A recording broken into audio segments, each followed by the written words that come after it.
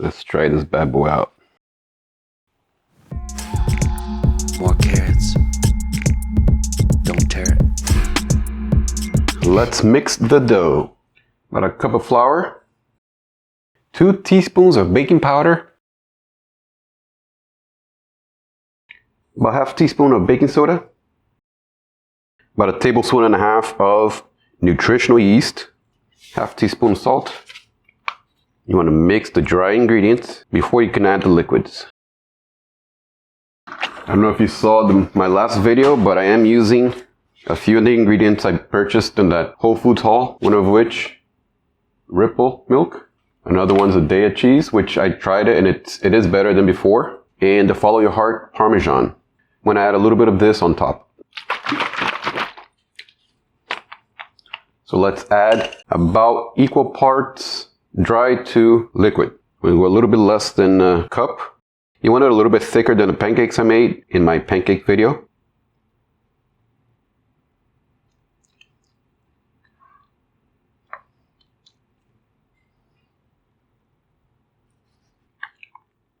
You want to add about a teaspoon of apple cider vinegar.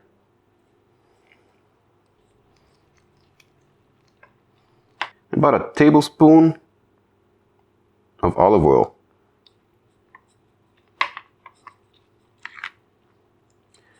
It's very similar to my pancake mix, but I'm leaning more towards the savory side, of course, since this is going to become pizza.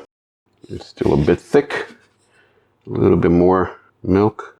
So you always have to eye it because depending on the milk you use, you get a different texture or different consistency. As always, I prefer Ripple, unsweetened. I think that's pretty much what we need right there. So we got our onion, jalapeno, and now a little bit of basil. Some Kalamata olives. Now let's prep the pan. Heat up some olive oil. This little bit of smudges. I am planning on buying a whole new set of pots and pans. And again, this is another greasy, fatty food that I'm making. I should change my YouTube name to Greasy Fatty Vegan. Vegetables. Here I come from the west side. Left side. Medium to low. The right brain drives me. There we go. Now from here, if you have pizza sauce, you put it. If not, you use pasta sauce like I'm about to. Since I don't have pizza sauce today, one of the things I forgot to get,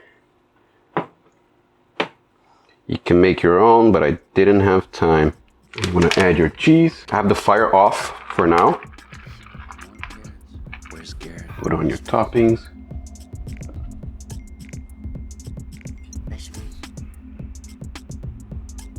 Olives, doesn't have to be perfect. Some basil, onion. I like it very oniony, if that's a word. And the mighty jalapeno with seeds and everything. If you don't like it that spicy, remove the seeds. Now add a little bit more cheese.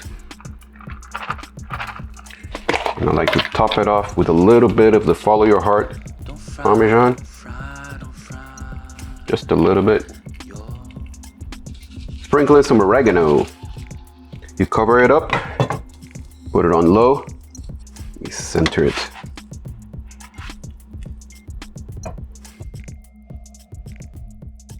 We can probably do this part. Now let's start melting a little bit. You can remove it and put it in the toaster, the top rack. But like this, it comes out just as good. The trapped heat from the lid causes the cheese to melt perfectly. You leave it for about 5 minutes.